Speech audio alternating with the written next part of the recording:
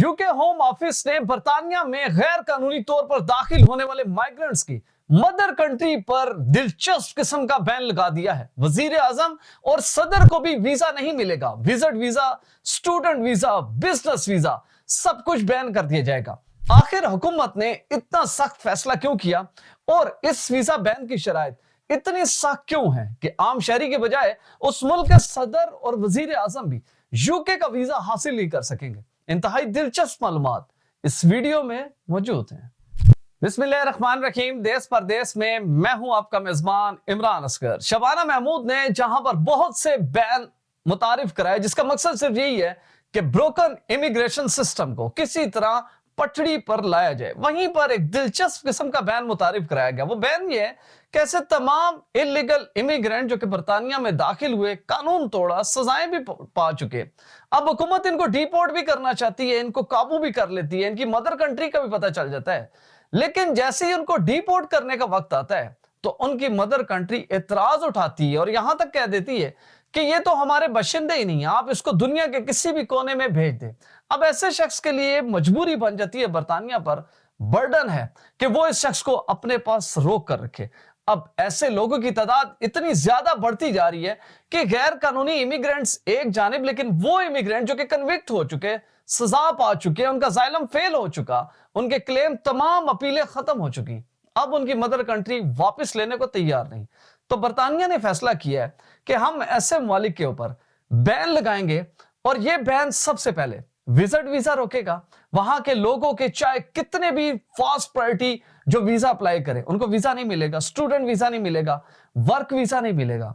और फिर नेक्स्ट जो पोर्शन आएगा उसमें उस मुल्क के सदर और वजीर आजम के जो वीजास हैं उनको रोक दिया जाएगा, चाहे कोई बड़ी कॉन्फ्रेंस हो, इंटरनेशनल इवेंट्स हो या किसी भी सिलसिले में।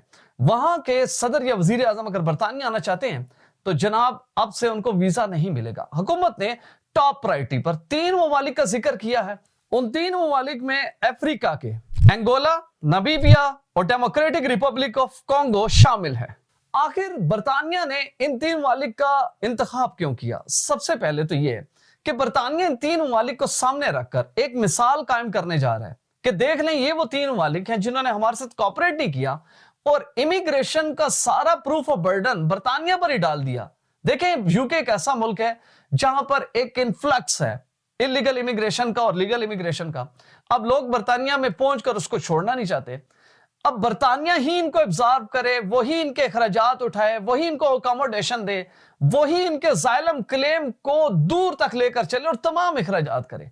आखिर कोई हद होती है। लिहाजा अब हुकूमत ने फुल स्टॉप लगाते हुए इस चॉइस को खत्म कर दिया है और ज्यादा फोकस उन मुल्कों के ऊपर रखा है जो कि इतनी गैर जिम्मेदारी का मुजाहरा करते हैं कि भाई आपका जो इमिग्रेंट है वो पकड़ा चुका है, उसके पास ना कागजात हैं, गैर कानूनी तौर पर बर्तानिया में दाखिल हुआ है, वो क्लेम करता है कि उसको जान का खतरा है, लेकिन बर्तानवी हुकूमत जब चेक करती है, ट्रिब्यूनल में केस चलते हैं तो पता ये चलता है कि इमिग्रेंट झूठ बोल रहा है और उसके पास जो अपने एविडेंसेस हैं वो इस कदर वीक हैं कि उसके क्लेम को सपोर्ट नहीं करते। तो बर्तानवी हुकूमत आखिर किसी ना किसी नतीजे पर पहुंचती है और नतीजा ये है कि उसको डिपोर्ट कर दिया जाए।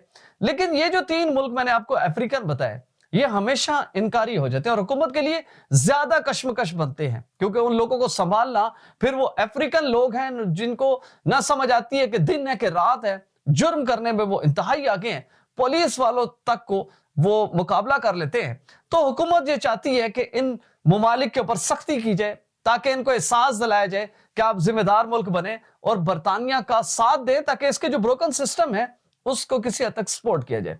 इसके साथ ही होम ऑफिस ने एक तवील फहरिस्त जारी की है जिसमें पाकिस्तान, भारत, बांग्लादेश, अफगानिस्तान भी मौजूद हैं कि इनके जाइलम सीकर जो कि फेल्ड हुए उनकी कितनी बड़ी तादाद को डिपोर्ट कर दिया गया। मैं चाहूंगा कि वो डेटा आपके सामने रखूं ताकि आपको पता चले कि आखिर कितने जिम्मेदार ये मुल्क है जिनके इमिग्रेंट्स वापस जाते हैं।